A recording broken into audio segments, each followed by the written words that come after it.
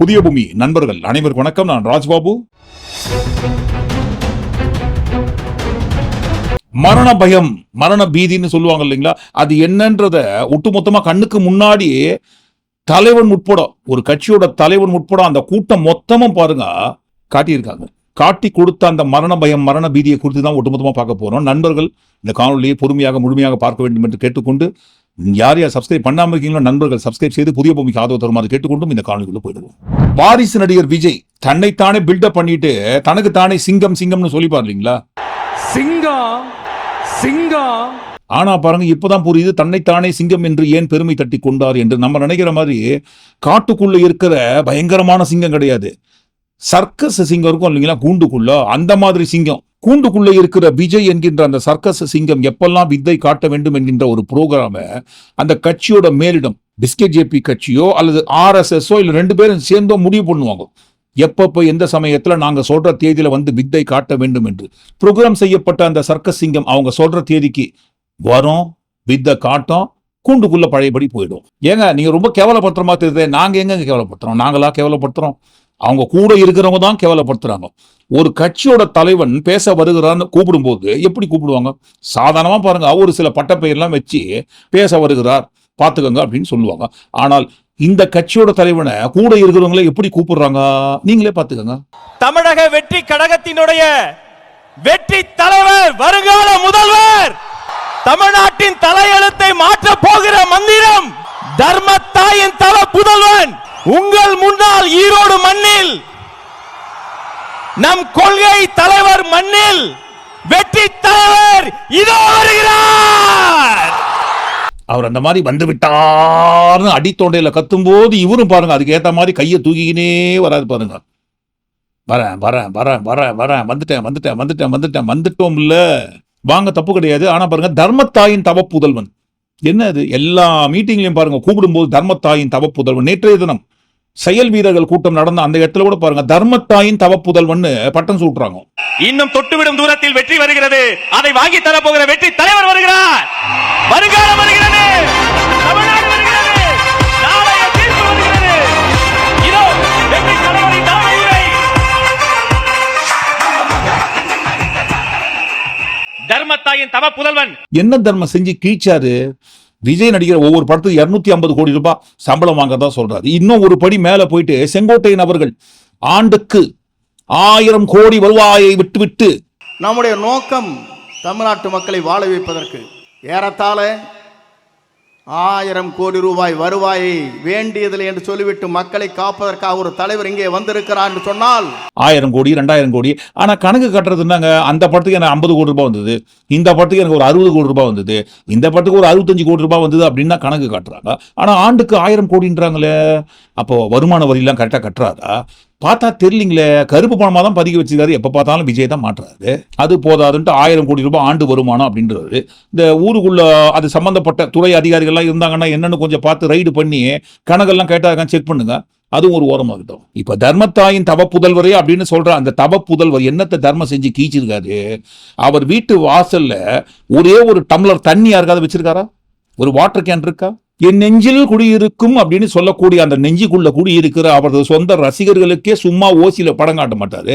பணத்தை வச்சுட்டு சரக்கு எடுத்துன்னு போன்னு சொல்ற மாதிரி காசை கூட டிக்கெட்டை வாங்க படத்தை போய் பாருன்னு காசை வாங்கிட்டு டிக்கெட், அதுவும் நார்மல் ரேட்டு கிடையாது, கவுண்டர் ரேட்டு கிடையாது, பிளாக்ல டிக்கெட்டை வித்து இவரோட சம்பளத்தை உயர்த்தினுக்கிற இவரு தர்மத்தாயின் தவ புதல்வன் இருக்கட்டும். அந்த தர்மத்தாயின் தவ புதல்வன் இதுக்கு முன்னாடி ரோடுக்கு வரும்போது எவ்வளவு கூட்டம் விஜய் பார்ப்பதற்காக கூடுற மாதிரி செட்டப் பண்ணாங்க.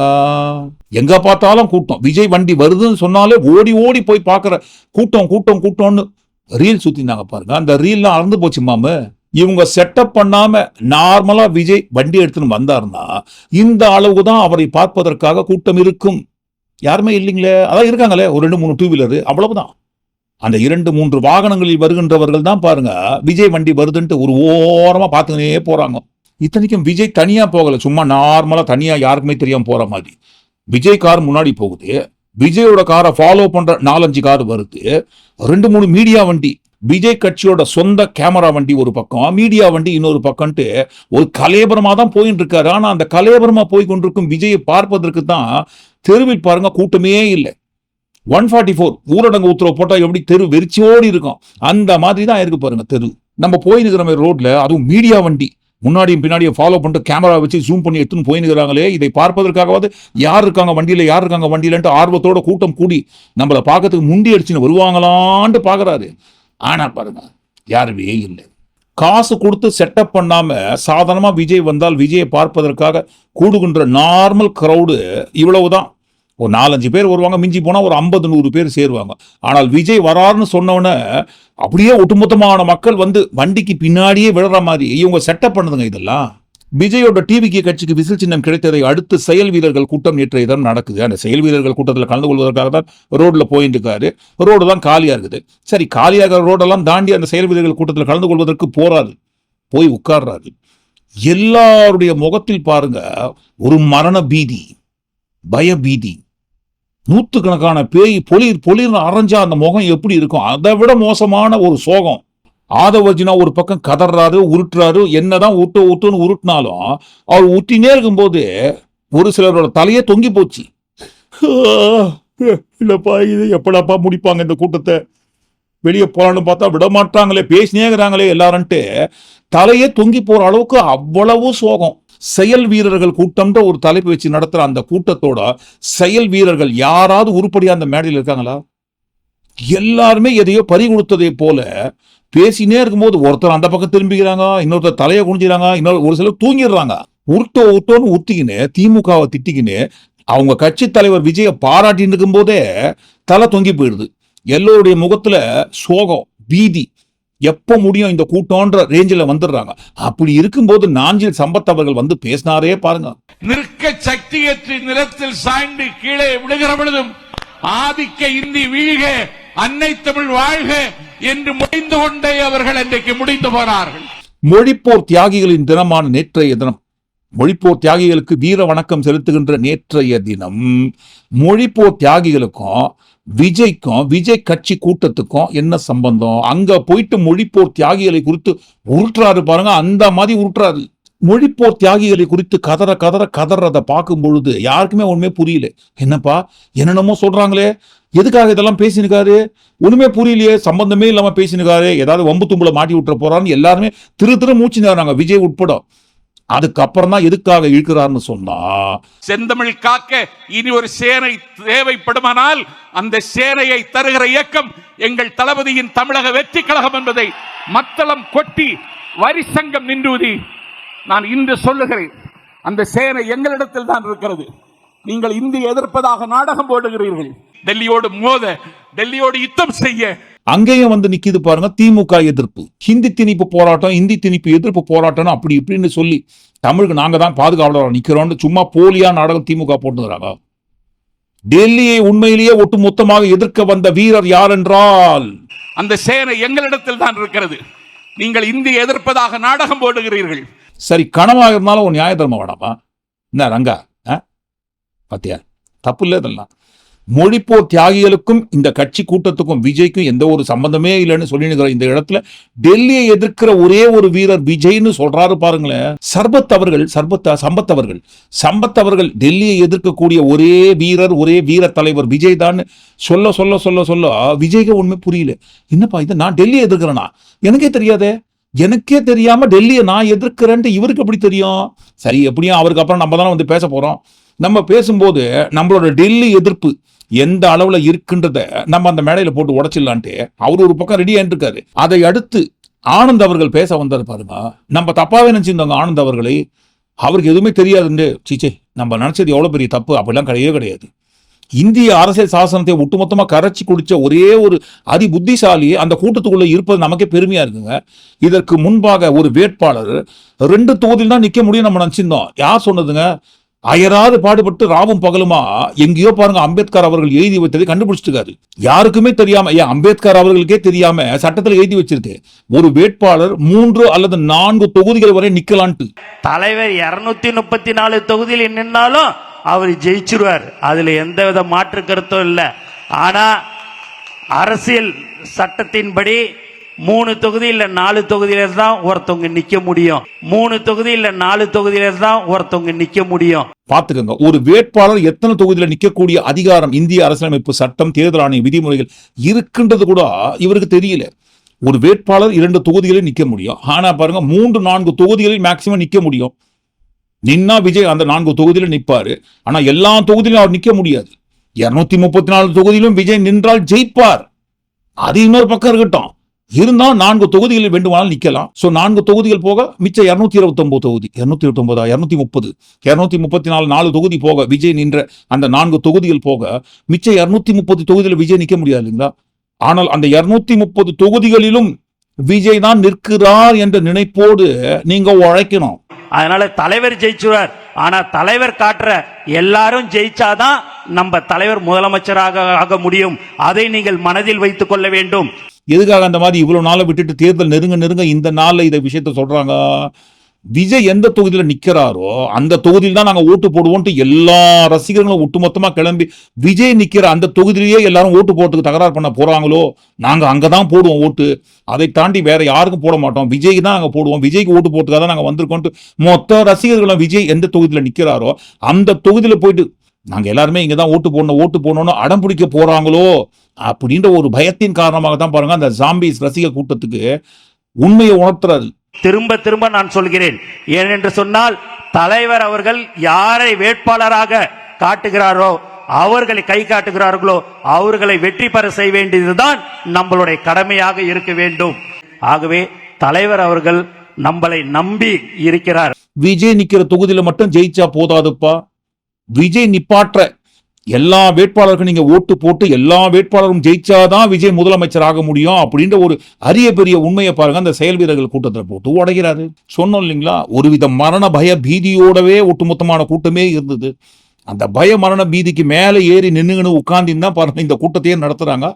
தலைப்பு மட்டும் செயல் வீரர்கள் கூட்டம். அதை அடுத்து தற்குறிமலையா அருண்ராஜ் 2 பேருமே பாருங்க இருக்கிற துறையிலிருந்து ராஜினாமா பண்ணிட்டு வந்தாங்க இல்லைங்களா, ஆளுக்கு ஒரு கட்சியில சேர்ந்துட்டாங்க. எல்லாரும் பார்க்கும்போது ஒரே மாதிரி தான் தெரியுது. அருண்ராஜ் அவர் பேசுறாரு பாருங்க, தமிழ்நாட்டில் அடிப்படை கட்டமைப்பு கூட எதுவுமே கிடையாது. 50-60 வருடங்களாக ஆண்ட திராவிட கட்சிகள் சும்மா ஊரை ஏமாத்தினுக்கிறாங்க. நாட்டிலேயே நமது தமிழ்நாடு தான் ரொம்ப வளர்ந்த மாநிலம்னு அப்படிலாம் கிடையவே கிடையாது. தமிழ்நாட்டில் எதுவுமே கிடையாது. ரோடு கிடையாது, ஹாஸ்பிட்டல் கிடையாது, டாக்டர்ஸ் கிடையாது, தொழிற்சாலைகள் கிடையாது, வேலை வாய்ப்பு கிடையாது, பாதுகாப்பு கிடையாது, எதுவுமே கிடையாதுன்ட்டு விஜய் கட்சி ஆரம்பிச்ச நாள்ல இருந்து இந்த நாள் வரை அவர் உருட்டுவது போக மீதி ஸ்கிரிப்ட அவங்க கட்சிக்குள்ள இருக்கிறவங்க கிட்ட கொடுத்து படிக்க சொல்றாங்க. தமிழ்நாட்டில் ஒண்ணுமே இல்லைன்ட்டு. எத்தனை பாலியல் வன்கொடுமைகள், பெண்களுக்கு பாதுகாப்பே இல்லாத சூழல் தான் இருக்கு. அப்படி எதுவுமே இல்லாத இந்த தமிழ்நாட்டில் தான் எங்க தலைவர் ரொம்ப அரும்பாடுபட்டு கஷ்டப்பட்டு 250 கோடி ரூபாய் சம்பளம் வாங்குற அளவுக்கு உண்டான கேரியர் உச்சத்தில் நின்னுக்காரு. அந்த உண்மை ஒரு ஓரமாகட்டும். இப்படி ஒன்றுமே இல்லாத தமிழ்நாட்டில் வளர்ந்த எங்க கட்சி தலைவர் பேச வருகிறார். அதை வாங்கி தர போகிற வெற்றி தலைவர் வருகிறார்.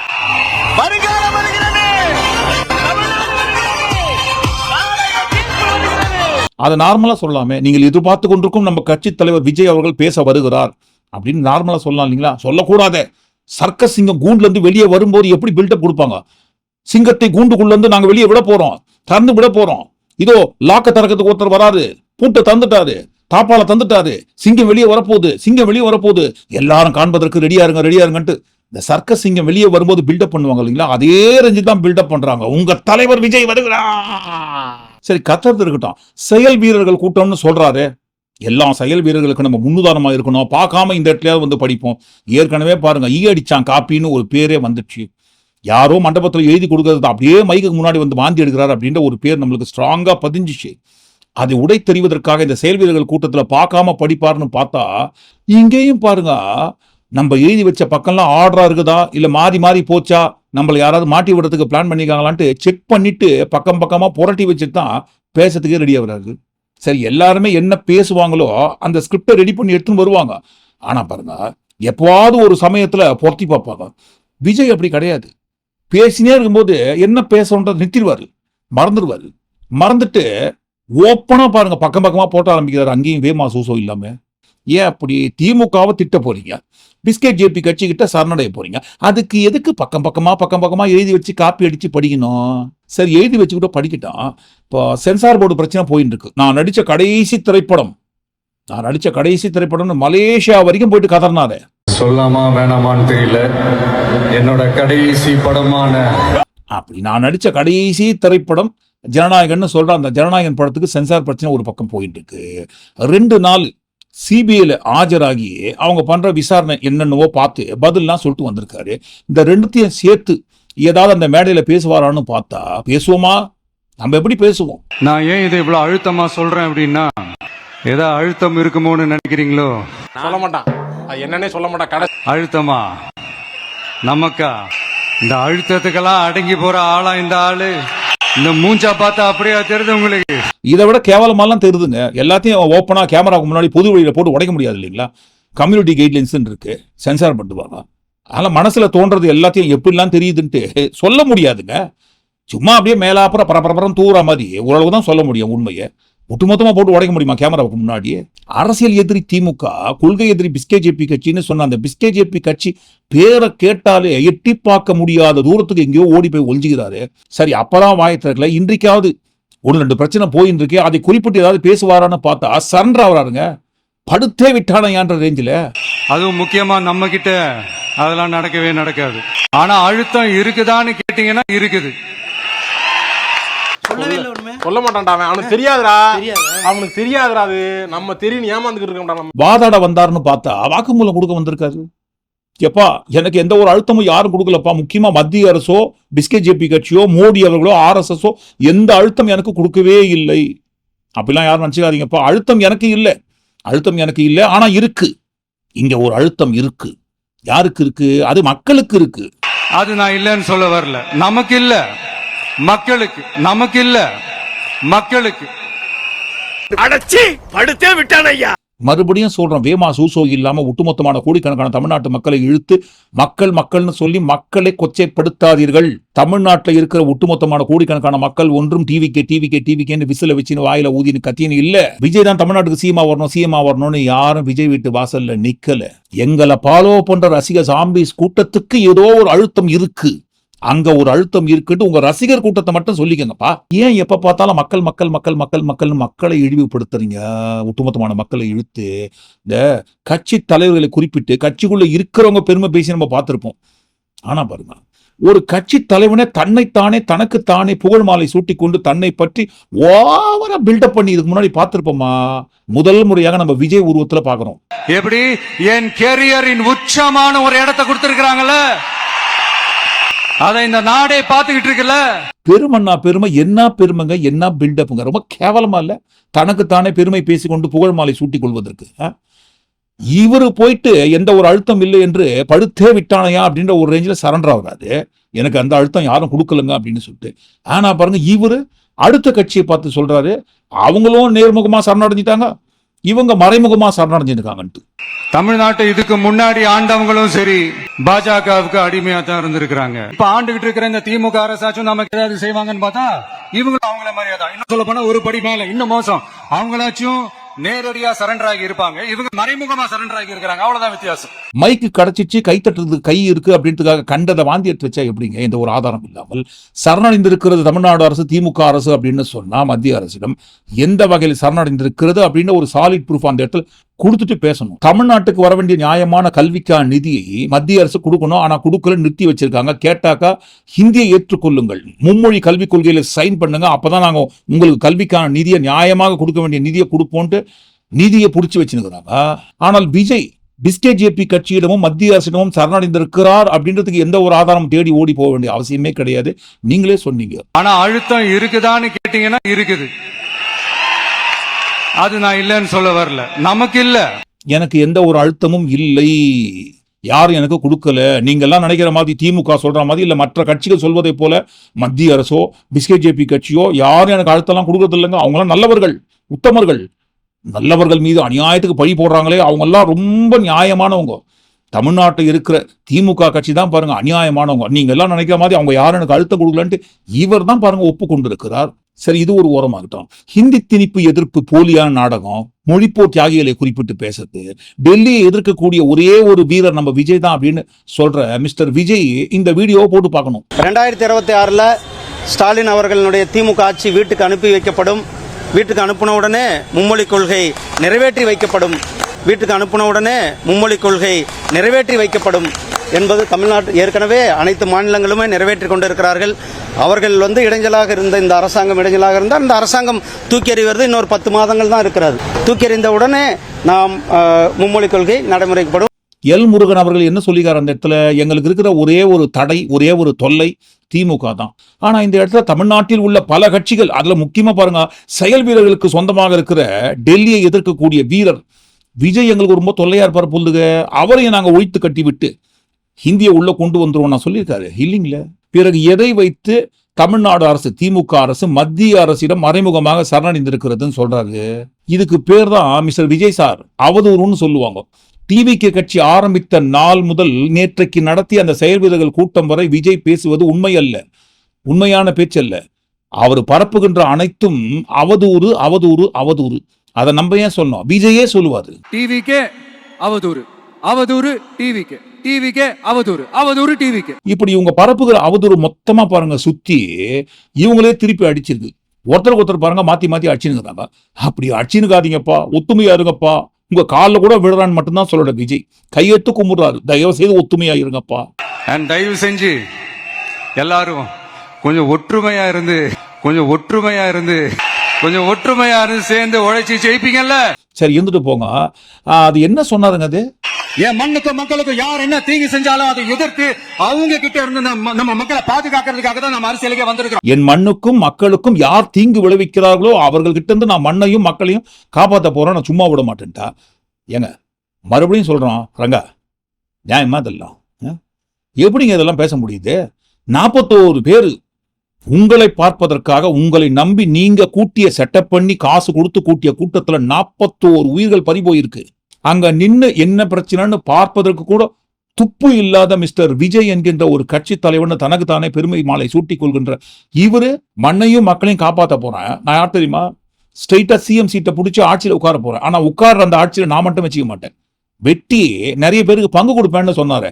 ஆட்சியில் பங்கு அதிகாரத்தில் பங்குன்ட்டு. இப்போ ஆட்சியில் பங்கு அதிகாரத்தில் பங்குன்றதை கேட்டு ஏதாவது கட்சி கூட்டணி வந்தாங்களா? சின்ன சின்ன கட்சி, லெட்டர் பேட் கட்சின்னு சொல்ற எந்த கட்சியும் பாருங்க விஜயை நம்பி யாருமே வரலன்றத அவர் ஓப்பனா அங்கேயும் சொல்றாரு. இந்த தேர்தல், இந்த கூட்டணி, இதெல்லாம் பத்தி நிறைய இந்த ஏசியங்கள் ஜோசியங்கள் எல்லாம் நடந்துகிட்டு இருக்கு இல்லையா? ஏன்னா இந்த விஜய் இப்பதான் வந்திருக்கிறாரு, இவர் கூட எல்லாம் யாரு வரப்போறா, அவங்க வர மாட்டாங்க, இவங்க வர மாட்டாங்க, அப்படி இப்படின்ட்டு நம்மளை பத்தி ஒரு அண்டர் எஸ்டிமேட் பண்ணிட்டு இருக்காங்க. ஆனா இதுக்கு முன்னாடி என்ன ஒட்டியிருந்தாங்க, போன மாசம் வரைக்கும் செங்கோட்டையன் அவர்கள் வந்துட்டாரு, சம்பத் அவர்கள் வந்துட்டாரு, தெரியாதா? அவரும் வராரு. ஓ அவரும் வராரா? ஐயோ அவரும் வருகிறார், அவருடன் சேர்ந்து இவரும் வருகிறார். ஓ இவரும் வருகிறாரா? எவரு யாரு எப்ப வராது தெரியாது, அவங்களுக்கே தெரியாது. ஆனா பாருங்க அவரும் வருகிறார் இவரும் வருகிறார்னு உத்திந்தாங்க. ஐயா செங்கோட்டையன் அவர்கள் வந்திருக்கிறாங்க, ஐயா நாஞ்சில் சம்பத் அவர்கள் வந்திருக்கிறாங்க. அவர் வர்றேன்னு சொல்றாங்க. அவர் எப்ப வருவாரு? அவரும் வராரு, அவர் தனியா வரல, கூட இவரையும் கூட்டு வராரு. அவரும் வராரா? சரி அவரும் வருகிறார் இவரும் வருகிறார்னு சொல்றாங்களே, எவரையோ குறிப்பிட்டு சொல்றாங்க பொழுது, சஸ்பென்ஸா வச்சுருக்காங்க, படையோட வந்து இறங்குவாங்க பொழுதுங்க அப்படின்னு பார்த்தா எவரும் வரல, இவரும் வரல அவரும் வரல, எவருமே வரல, கடைசியில யாருமே வரலப்பான்ட்டு அவரே சொல்றாரு. கட்சியோட தலைவரே புலம்ப ஆரம்பிச்சிட்டாரு. என்னை நம்பி யாரும் வரலப்பா, யாரும் வரல, அதுக்காக நான் கலங்க மாட்டேன், எனக்கு ஓட்டு ரெடியா இருக்குது. அதுவும் என்ன மாதிரி எந்த கட்சியா இருந்தாலும், தமிழ்நாட்டில் இருக்கிற ரொம்ப பழம்பெரும் கட்சி எந்த கட்சியா இருந்தாலும் அந்த கட்சிகளோட எல்லார் வீட்லயும் இந்த விஜய் வாழ்ந்துனுகிறான். அவங்க எல்லாரும் வேற வேற எந்தெந்த கட்சியில இருந்தாலும் கட்சி வேறுபாடு எல்லாத்தையும் தாண்டி இந்த விஜய் அவங்க வீட்டுல ஒருத்தனா வாழ்ந்துட்டு இருக்கான். அதனால இந்த கட்சி கிட்சி எல்லாத்தையும் தாண்டி இந்த விஜய் கூட நிக்கணும்னு முடிவு பண்ணிட்டாங்க. மொழிப்போர் தியாகி இல்ல, ஒன் ஆஃப் த தியாகி அவர். அந்த ஒன் ஆஃப் த தியாகி வந்து எல்லார் மனசுல வாழ்ந்துருக்காரு. அப்படி வாழ்ந்துருக்கிற அந்த தியாகிக்கு ஓட்டு போட்டு எல்லாம் ரெடி ஆயிட்டாங்க, எல்லாம் ரெடியா இருக்காங்க. ஆனா பாருங்க அது ஒரு பிரச்சனை இருக்கு. பூத்துனாலே நிறைய கள்ள ஓட்டு தான் போடுவாங்க, அந்த இடம் தான் அப்படின்னு நினைச்சுக்கிறாங்க. ஆனா நம்ம அப்படி இருக்கக்கூடாது. பாதுகாப்பா பூத்துக்கு கூட்டிட்டு வாங்க, நம்மளோட இந்த விசில் சின்னத்துக்கு ஓட்டு போட வைங்க. கடத்தின்னு வந்து ஓட்டு போடணும்னு மட்டும்தான் சொல்லல, பாக்கி எல்லாத்தையும் சொல்லிட்டாரு. எதுக்கு பத்திரமா கூட்டிட்டு வரணும்? இங்க 2 நாட்டுக்கு இடையில ஏதாவது பகை இருக்கா? அந்த 2 நாட்டுகளுக்கு இடையில ஏதாவது அச்சின்னு உண்டுனுக்காங்களா? இல்ல பூத்துக்கு போய் நிக்க போறாங்க ஓட்டர்ஸ், வாக்காளர்கள். அங்க போயிட்டு எந்த கட்சிக்கு ஓட்டு போடணுமோ அந்த கட்சியோட சின்னத்துண்டான பட்டனை போட்டு அமுக்க போறாங்க. ஓட்டு விழ போகுது, என்ன போறாங்க, எவ்வளவு ஓட்டு விழுதோ அதுக்கு தகுந்த மாதிரி அவங்கவுங்க ஆட்சி அதிகாரத்துக்கு வர போறாங்க. அப்படி இருக்கும்போது எதற்காக இந்த பதட்டம், ஒரு பீதி, மரண பயம்? இவரே சொல்றாரு, எல்லா கட்சிகள் வீட்டுல நான் வாழ்ந்துனுக்கிறேன், எனக்கு தான் ஓட்டு போடுவாங்க அப்படின்ட்டு. அப்படி இருக்கும்போது உங்களுக்கென்று ஓட்டு போடணும்னு நினைத்து கொண்டிருக்கும் கூட்டத்தை என்ன பண்ற போறாங்க? எதுக்காக எல்லாரையும் சேஃபா பத்திரமா கடத்தின்னு வந்து ஓட்டு போட வைங்கன்னு சொல்லணும்? ஏன் இவ்வளவு பயம்? ஆமாங்க, கொடுத்த டார்கெட்டை முடிக்கணும் இல்லைங்களா? என்னப்பா இவ்வளவு ஓட்டை உடைக்கணும்னு சொன்னீங்க, அவன் ஸ்டேட் ரோடி நான் சென்ட்ரல் ரோடின்ட்டு பில்டப் பண்ணீங்க, ஆனா ஒன்னும் உடைக்கலையே. அப்ப எதுக்குப்பா அவங்க லைஃப் டைம் செட்டில்மெண்ட் பண்ணணும்? அதுல பாதியை திருப்பி கொடுன்ட்டு கேட்க கூடாது இல்லைங்களா? அதுக்காக தான் பாருங்க, நமக்கு கொடுத்த டார்கெட் அளவுக்காவது ஓட்டை உடைக்கணும் அப்படின்ற ஒரு எண்ணத்துல பீதியோட ஆர்டர் போடுறாரு. எலெக்ஷனுக்கு இந்த 3 மாசம் தான் இருக்குது, அவ்வளவு கூட இல்லைன்னு நினைக்கிறேன். இந்த 3 மாசத்துல நீங்க செய்ய போற அந்த களப்பணியில தான் நம்மளுடைய வெற்றியே இருக்குது. உங்களுக்கு இந்த விஜய் பிடிக்கும்ன்றது உண்மைனா, சத்தியம்னா உங்களோட உழைப்புல அதை காட்டுங்க. ஒரு பக்கம் நமக்கு விழ வேண்டிய ஓட்டே எங்க விழாம போயிட போதோ, நமக்கு கொடுத்த டார்கெட் முடிக்க முடியாம போயிட போதோ, கொடுத்ததை எங்க திருப்பி கேட்க போறாங்களோ ஒரு பயம். இன்னொரு பக்கம் 5 கோடி பேர் எதிர்பார்த்துருக்காங்களாம். 5 கோடி மக்கள் பார்க்கிறார்கள், எப்போ பேசுவார் என்று காத்து கொண்டிருக்கிறார்கள் என்று சொன்னால் அந்த அளவுக்கு மக்கள் நம்பிக்கை வைத்திருக்கிறார். சரி, இப்பதான் உலகம் எல்லாமே செட்டில் ஆயிடுச்சு, விஜய் கேட்ட விசில் சின்னமும் கொடுத்துட்டாங்க, இப்பவாது கொள்கை இதை குறிப்பிட்டு பேசுவார்னு கண்டிப்பா பாருங்க எல்லாருமே நினைச்சிருந்திருப்பாங்க. நீங்க ஏன் நினைக்கிறீங்க அப்படி? நாங்க சொன்னோமா பிஸ்கேஜேபி கட்சி நாங்க எடுத்து பேச போறோம்ட்டு? சொல்லவே இல்லையே.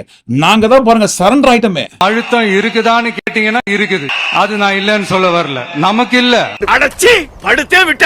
இதுக்கு மேல விஜய் கட்சி பிஸ்கேஜேபி கட்சியோட ஒன் ஆஃப் த பிரான்ச் தான், அந்த கட்சியோட கிளையாகத்தான் விஜய் செயல்பட்டு கொண்டிருக்கிறார் என்பதற்கு ஆதாரம் இதுக்கு மேல யாராவது கொடுக்கணுமா, வேணுமா?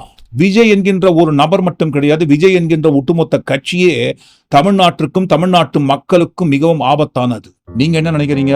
நாங்க என்ன நினைக்கிறோம்னா, இந்த காணொலி வந்தது பாதி, மீதி நாளைய தினம் ஒரு காணொலி வெளியிடணும்னு சொல்லியிருந்தோம். நடிகர்கள் அனைவரும் கட்சி ஆரம்பிக்கிறாங்க, கூட்டத்தை காட்டுறாங்க, ஆனா ஏன் ஜெயிக்க மாட்டாங்க?